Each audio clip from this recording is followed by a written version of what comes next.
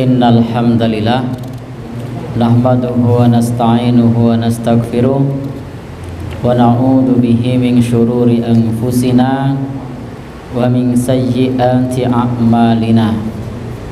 May yahdihillahu fala mudhillalah wa may yudlilhu fala hadiyalah. Asyhadu an la ilaha illallah wahdahu la syarikalah wa asyhadu anna Muhammadan abduhu wa rasuluh. Allahumma salli wa sallim ala rasulika wa habibika Muhammad ibn Abdillah wa ala alihi wa sahbihi wa man ittaba'a huda wa jahada fi sabilihi ila yaumiddin. Amma ba'du. Bapak dan Ibu, ikhwan dan akhwat yang berbahagia, pertama-tama kita panjatkan puji dan syukur kehadiran Allah Subhanahu wa taala. Alhamdulillah, di kesempatan kali ini kita dipertemukan oleh Allah Subhanahu wa taala dalam keadaan sehat, dalam keadaan iman dan Islam. Setelah kita bersyukur kepada Allah Subhanahu wa taala, yang kedua, salawat dan salam semoga tercurah pada Nabi kita Nabi Muhammad sallallahu alaihi wasallam sebagai uswah hasanah kita, teladan terbaik umat manusia sepanjang zaman. Yang ketiga, di kesempatan ini kita akan mengawali membahas bab yang terkait dengan ibadah kurban, termasuk nanti insya Allah di pertemuan ke depan kita akan membahas bab yang terkait dengan sembelihan. Namun saat ini kita akan bahas dulu bab yang terkait dengan ibadah kurban. Teman-teman semua, ikhwan dan akhwat semua yang berbahagia, dan insya Allah di bab ini kita tidak berlama-lama. Seperti biasa, penyampaian materi sampai jam 9, maksimal lewat 15 ya, maksimal lewat 15 ya. Nanti kalau ada tanya jawab lewat 30 gitu. Baik. Bab udhiyah atau kurban. Di negeri kita, udhiyah ini biasa dikenal dengan kurban. Aslinya istilahnya adalah Aidul Adha, tetapi orang biasa menyebut Aidul Kurban. Jadi aslinya udhiyah, tapi setelah masuk dalam bahasa Indonesia menjadi kurban. Jadi kurban ini bukan lagi bahasa Arab, tapi sudah jadi bahasa Indonesia. Karena itu sebenarnya kalau dimasukkan ke dalam bahasa Arab, kurban itu punya makna sendiri. Tetapi kalau orang menyebut kurban, itu maksudnya adalah udhiyah, bukan bermaksud kurban makna bahasa dari kata kurban itu sendiri. Karena kurban itu dari bahasa Arab pula, quruba yaqrubu, artinya dekat. Jadi dalam banyak ayat misalnya menjelaskan kepada kita tentang masalah jaridil kurba misalnya. Kurba itu juga maknanya dekat. Taqarrub misalnya, taqarrubu misalnya, itu juga maknanya dekat. Kurban itu juga maknanya dekat. Tetapi kalau yang dimaksud dengan udhiyah itu maknanya bukan sekedar dekat. Maknanya adalah penyembelian pada saat waktu Idul Adha. Itu yang dimaksud dengan udhiyah. Dan udhiyah ini hukumnya adalah sunnatun wajibatun atau sunnatun muakkadatun. Hukumnya sunnah muakkadah. Jadi udhiyah ini hukumnya sunnah muakkadah. Bagi siapa? Ala ahli kulli baiti muslimin. Bagi setiap keluarga muslim. Jadi kurban ini bukan kewajiban yang sifatnya individu, tetapi kewajiban yang sifatnya keluarga, bukan perorangan, tapi kewajiban yang sifatnya keluarga. Ala ahli kulli baiti muslimin, di setiap keluarga rumah kaum muslimin. Maka nanti kalau kita melihat bagaimana dulu praktek para sahabat Rasul, itu mereka berkurban sebagaimana yang disebutkan oleh Abu Ayyub Al-Ansari, kana rajul fi ahdi Rasulillah sallallahu alaihi wasallam yudahi bisyati anhu wa an ahli baitihi. Dulu orang ketika berkorban di zaman Nabi itu berkorban dengan satu kambing untuk diri dan keluarganya. Jadi berkorban untuk diri dan keluarganya. Sehingga ketika kita melihat sebagaimana penjelasan Abu Ayyub Al-Ansari, taulah kita bahwa kurban para sahabat itu basisnya adalah basis keluarga, basis pencari nafkah. Maka cukup berkorban atas nama si pencari nafkah.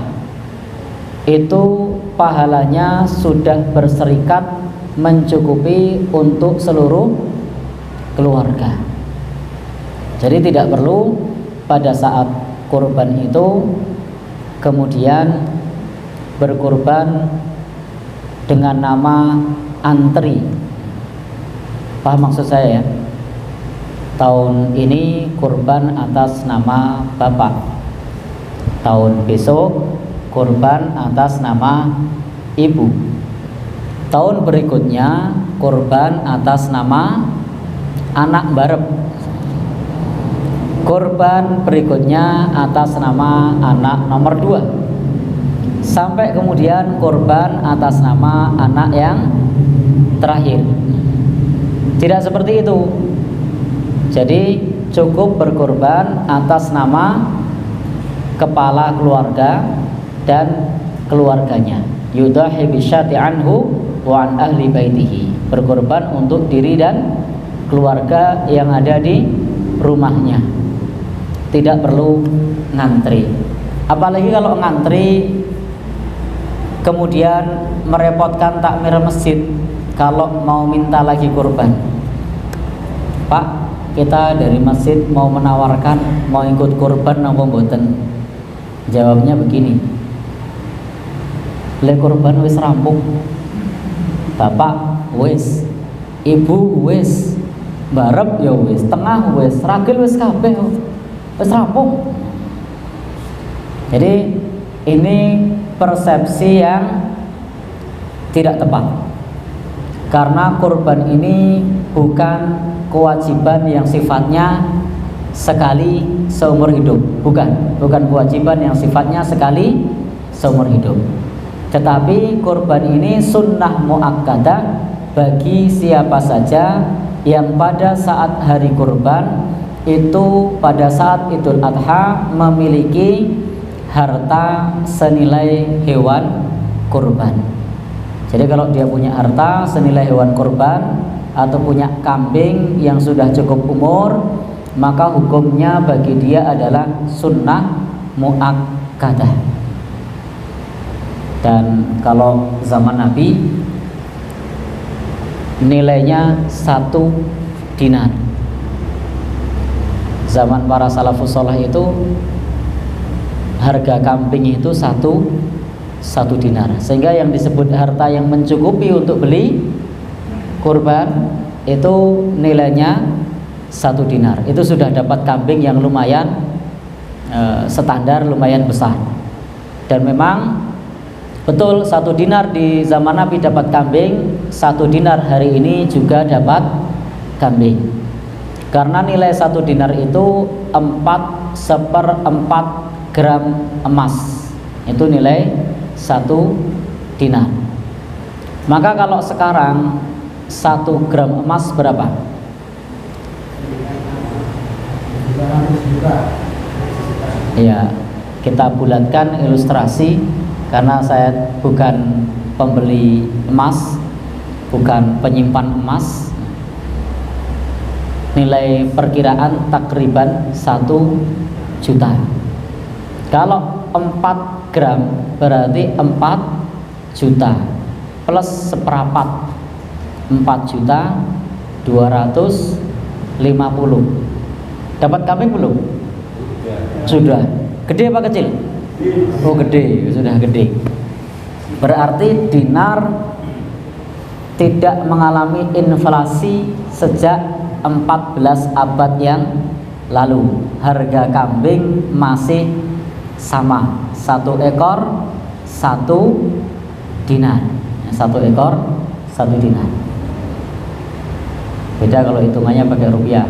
Harga dulu sama sekarang selisihnya berbeda.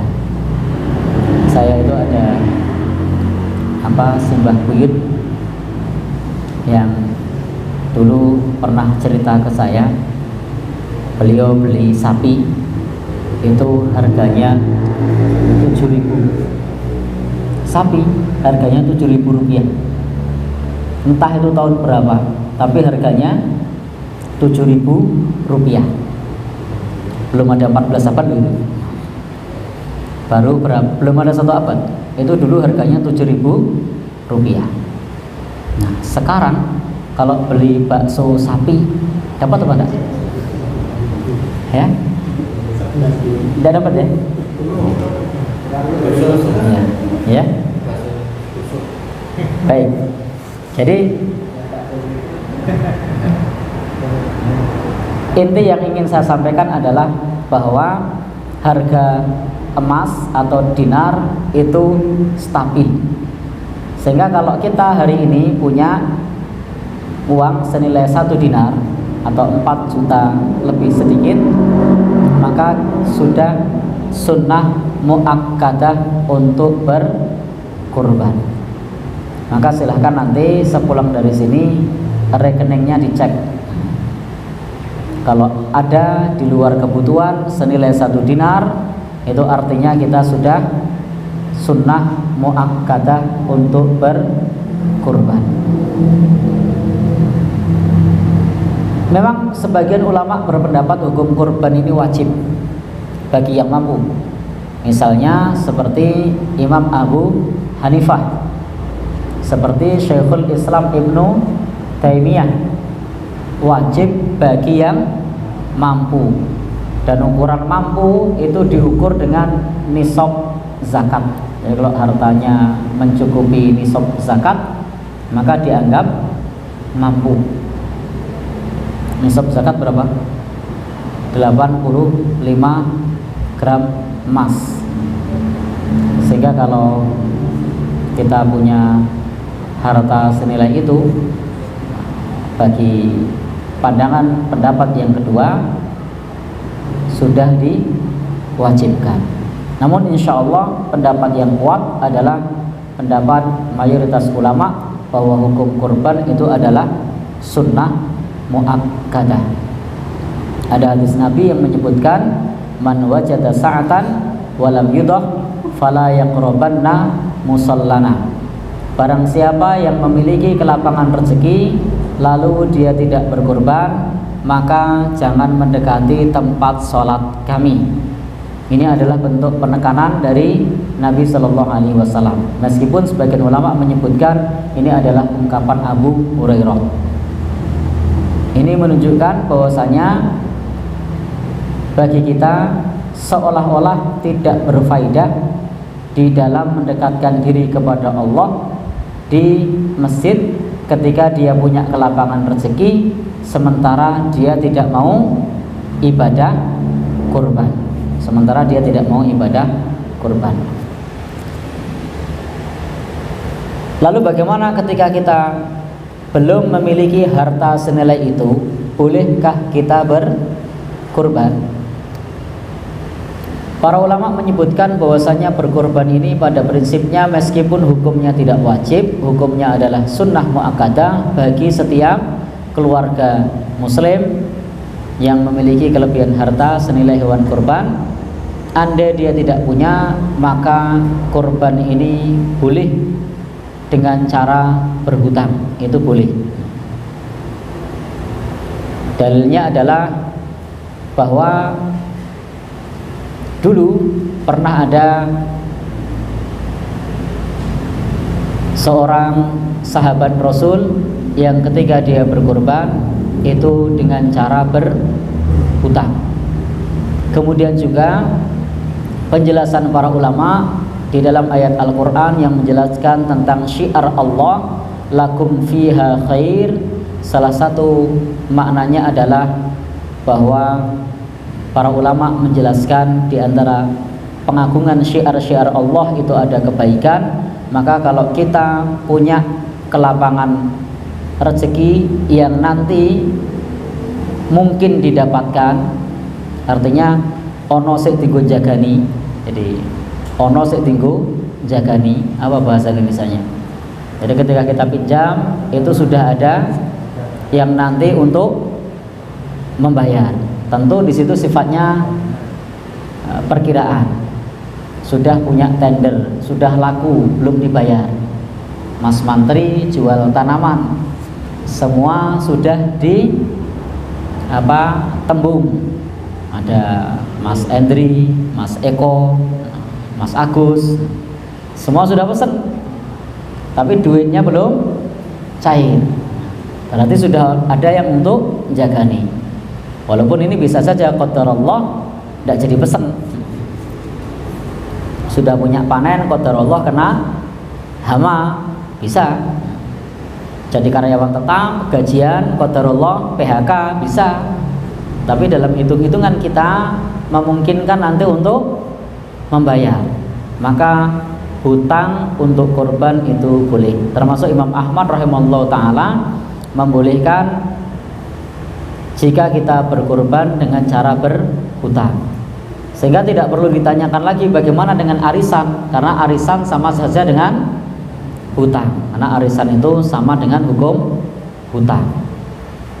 Baik, itu kalau misalnya mau hutang. Kalau saya pribadi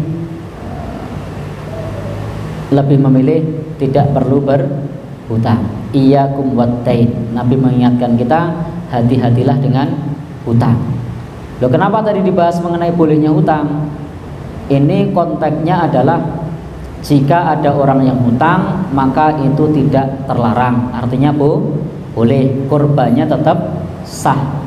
Tetapi sebaiknya kita menghindari hutang. Iyyakum wattain. Hati-hatilah kalian dengan hutang. Apalagi hutangnya riba, lebih-lebih lagi. Karena hukum kurban itu sunnah, sementara riba itu hukumnya haram. Bukan untung, malah buntung. Karena kita melakukan yang haram untuk mendapatkan yang sunnah. Maka jangan sampai kita melakukan sesuatu yang haram dengan cara riba untuk melakukan sesuatu yang sunnah. Jadi sebaiknya kita kalau memang tidak punya, tidak ada, tidak perlu takalluf, tidak perlu memaksakan diri. Jadi korban kalau memang kita ada kelapangan rezeki. Baik, Bapak dan saudara, ikhwas sekalian yang berbahagia yang dirahmati Allah Subhanahu wa taala, kita kembali ke korban tadi. Nah, korban yang sifatnya berbasis keluarga muslim ini tadi berserikat dalam pahala.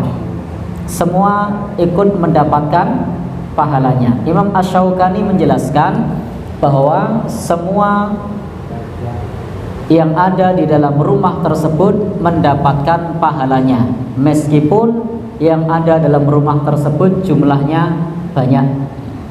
Ada yang satu keluarga misalnya 20 orang misalnya, satu rumah 15 orang, 10 orang, maka semuanya mendapatkan pahalanya. Ini berserikat dalam pahala. Tetapi bainimnya atas namanya hanya satu orang dan keluarga. Tidak perlu disebut kurban ini patungan 10 orang dalam satu keluarga. Itu malah tidak boleh. Kurban ini patungan 200 orang dalam satu keluarga. Ini tidak boleh. Tapi ya patungan keluarga 200. Jadi cukup berkorban atas nama diri dan keluarga. Ini korbanku dan keluargaku. Maka semua anggota keluarganya dapat pahalanya. Baik, teman-teman semua, ikhwah sekalian yang berbahagia yang dirahmati Allah Subhanahu wa taala, ini berserikat dalam pahala mencakup orang yang masih hidup maupun yang sudah meninggal dunia.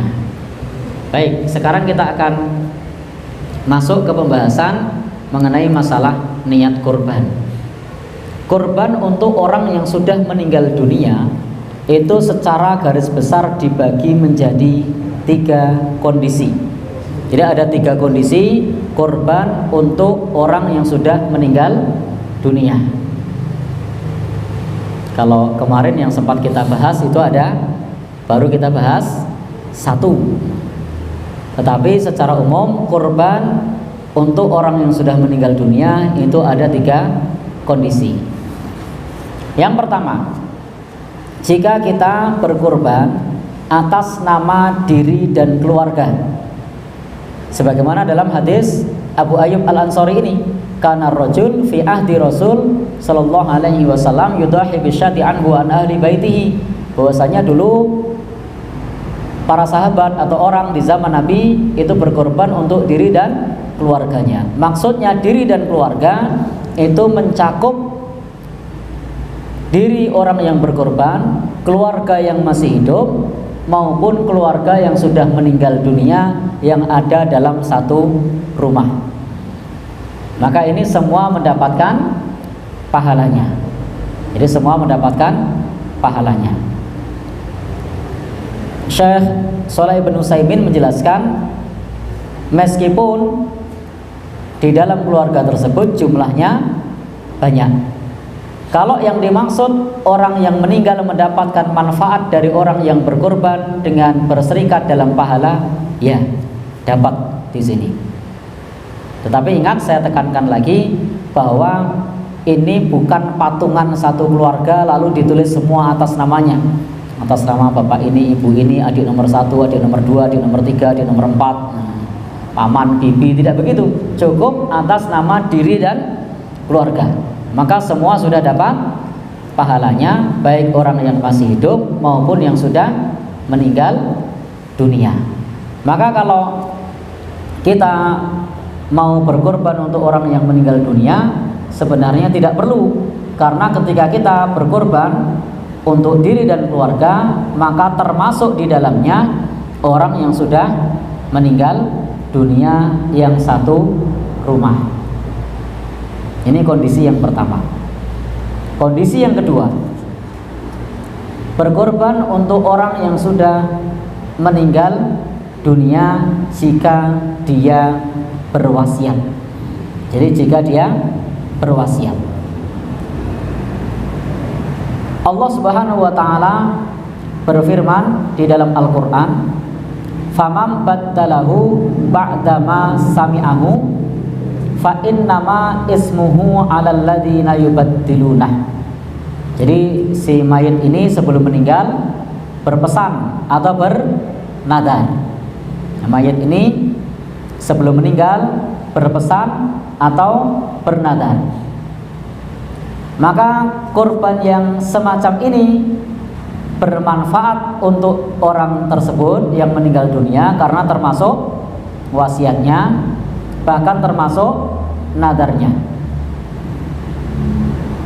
Tetapi jika kemudian yang mendengarnya tadi, mendengar wasiat atau mendengar nadarnya yang dipeseni, tidak melakukan kurban, maka dosanya bagi yang mendengar. Bisa saja sudah berpesan, tapi kemudian karena tidak ada saksi lain, punya milik, ini manusiawi. Wah, heman-heman, sapinya gede, lagi ngusuwe, lalu tidak digunakan untuk kurban. Maka Al-Quran mengatakan, faman baddalahu ba'dama sami'ahu, barang siapa yang mengganti wasiatnya itu setelah mendengarnya, fa innama, maka sesungguhnya dosanya ismuhu 'alal ladzina yubaddiluna, maka sesungguhnya dosanya adalah bagi orang yang mengganti pesan tadi. Ternyata bilangnya bukan untuk korban, pesene kon ngedol didum karo adine misalnya. Ini pesene simbah kon ngedol didum karo adine, padahal mestinya tidak gitu. Maka yang berdosa adalah yang menggantinya. Maka disinilah berkorban untuk orang yang meninggal dunia bermanfaat karena adanya wasiat, atau adanya nadar. Misalnya simbahnya bernadar, dia bernadar seperti ini, nanti kalau saya diizinkan pulang, saya akan kambingnya untuk berkurban. Jadi mau Idul Adha masuk rumah sakit, karena sudah lama masuk rumah sakit, seminggu tidak pulang-pulang, simbah-simbah tidak sabar. Ini ilustrasi ya. Lalu kemudian simbah itu bilang, nanti kalau saya diizinkan pulang, kambingnya saya buat kurban. Ya, kalau saya diizinkan pulang sebelum Idul Adha, kambingnya akan saya buat kurban. Ini berarti termasuk apa? Ya, nadar. Jadi nadar, dia bilang kepada Allah, kalau diizinkan pulang sebelum Lebaran, kambingnya dibuat kurban. Qadarullah diizinkan pulang, sampai di rumah sudah sehat, 3 hari ngedrop, meninggal. Gimana nih? Nadarnya tercapai apa tidak? Tercapai, kan diizinkan pulang. Dia hanya bilang kalau saya diizinkan pulang. Maka begitu diizinkan pulang, dia hanya mengatakan kalau saya diizinkan pulang sebelum Lebaran. Dan betul, dia diizinkan pulang sebelum Lebaran. Lebaran kurang 4 hari, dia pulang. Berarti nadarnya terpenuhi, diizinkan pulang sebelum Lebaran. Ternyata di rumah 3 hari, sehari sebelum Lebaran meninggal. Ini nadarnya sudah tercapai, maka harus digunakan untuk berkorban. Ini ada nadar atau ada wasiat. Posisi yang ketiga. Jadi kalau yang kedua ini tadi bermanfaat, kalau kondisi yang ketiga berkorban inisiatif orang yang masih hidup tanpa adanya wasiat dan bukan berserikat kepada orang yang hidup. Nah, kalau yang pertama tadi kan korbannya berserikat atas diri dan keluarganya, berserikat dalam pahala, bukan berserikat dalam pembelian hewan, tapi berserikat dalam pahala. Yang beli ya tetap kepala keluarga, yang korban juga atas nama kepala keluarga dan keluarganya. Yang kedua ini tadi adanya wasiat. Nah, yang ketiga ini korban tidak ada wasiat, tidak ada nadar di situ, tidak ada pesan. Maka yang ketiga ini Imam Nawawi menyebutkan la tadhiyata anil ghair bi ghairi idnihi.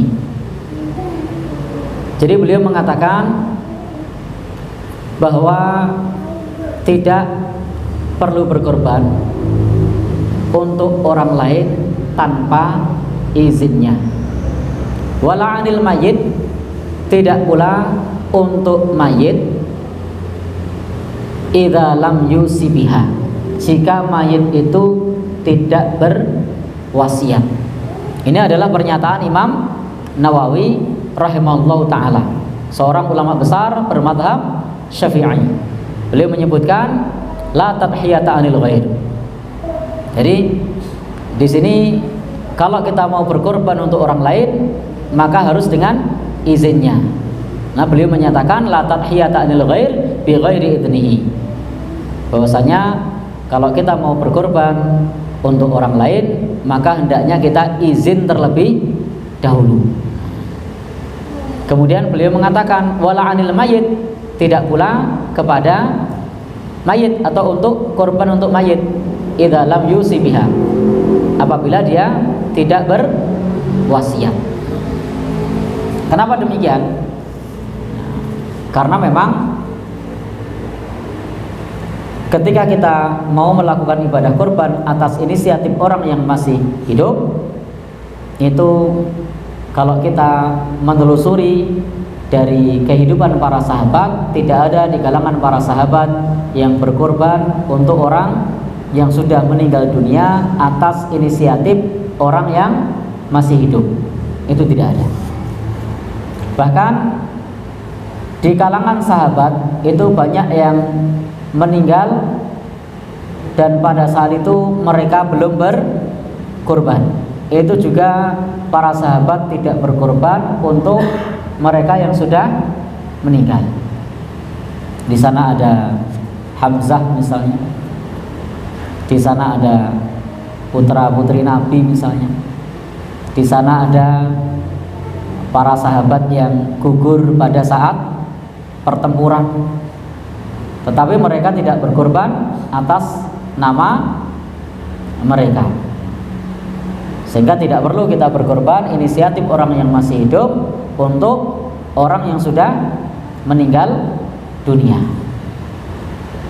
Tetapi bagaimana? Ada tidak ulama yang membolehkan? Kalau pertanyaannya itu ada, tetapi kalau kita melihat dari sisi contoh dari para sahabat itu tidak ada. Contohnya adalah kalam pernyataan dari Syekhul Islam Ibnu Taimiyah. Ibnu Taimiyah termasuk yang membolehkan berkorban untuk orang yang sudah meninggal dunia.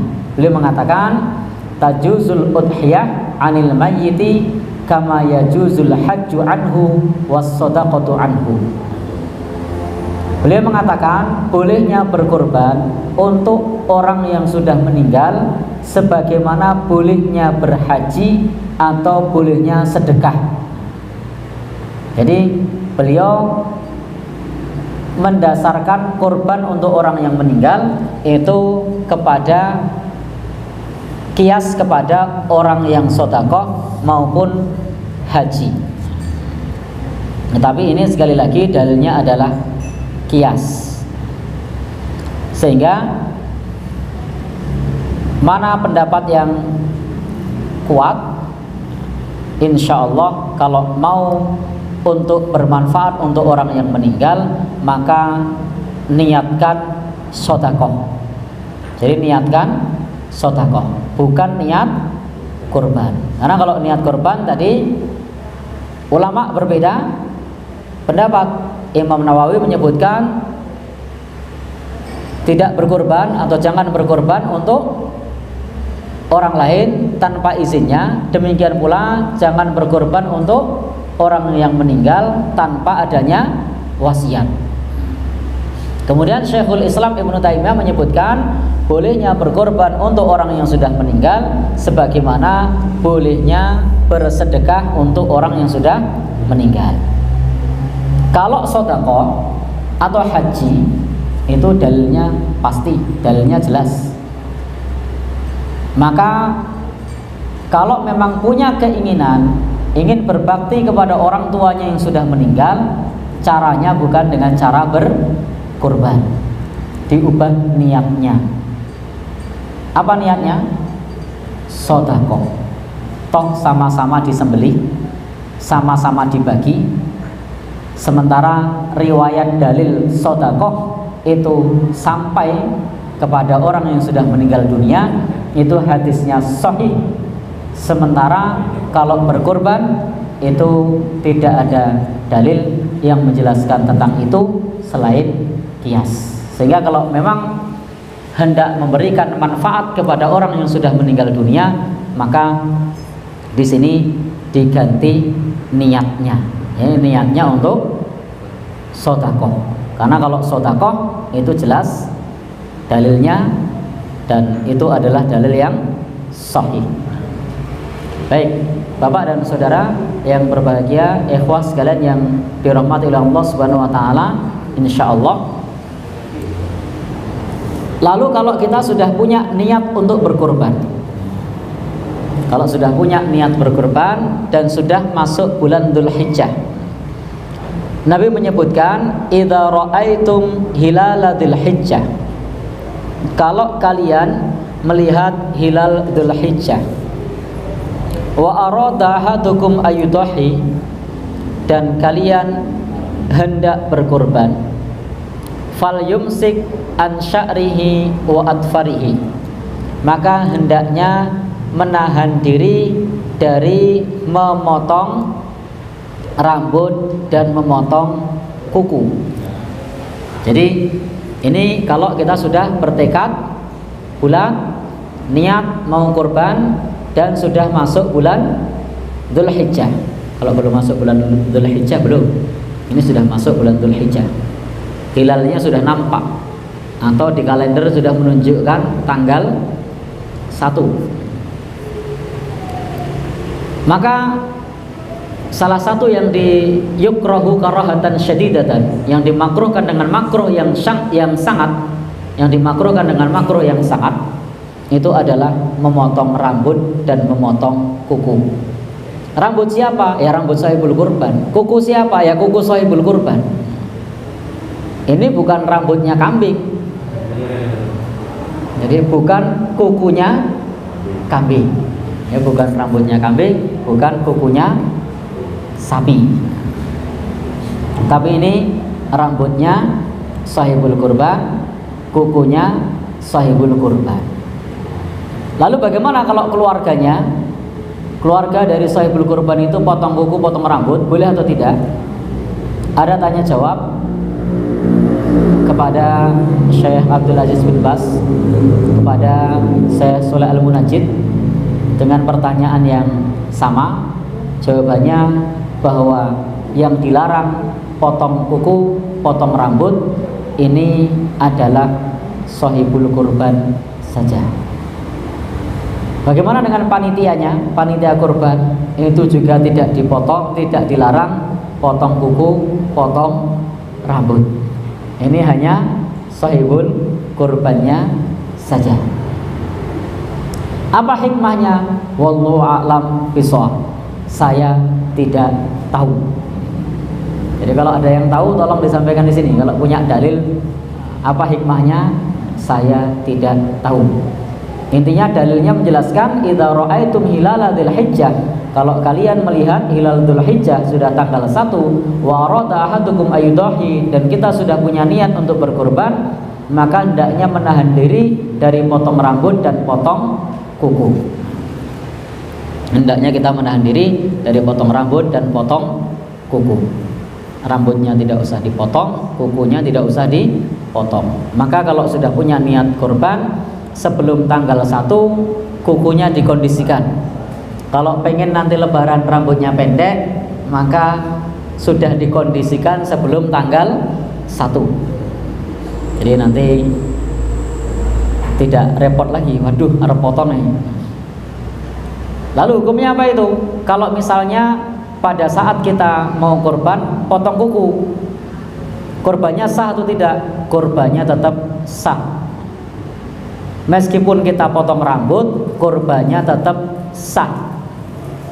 Namun ada satu penjelasan yang disampaikan oleh Syekh Sholeh bin Utsaimin. Beliau menjelaskan bahwa meskipun kurbannya sah, dia berdosa karena telah melanggar larangan Rasulullah Shallallahu Alaihi Wasallam. Itu menurut Syekh Sholeh Utsaimin, dia berdosa karena melanggar larangan Rasulullah Shallallahu Alaihi Wasallam, tetapi tetap kurbannya sah. Baik, teman-teman semua yang berbahagia yang dirahmati oleh Allah Subhanahu wa taala, itu yang perlu diperhatikan bagi kita sahibul kurban. Lalu bagaimana kalau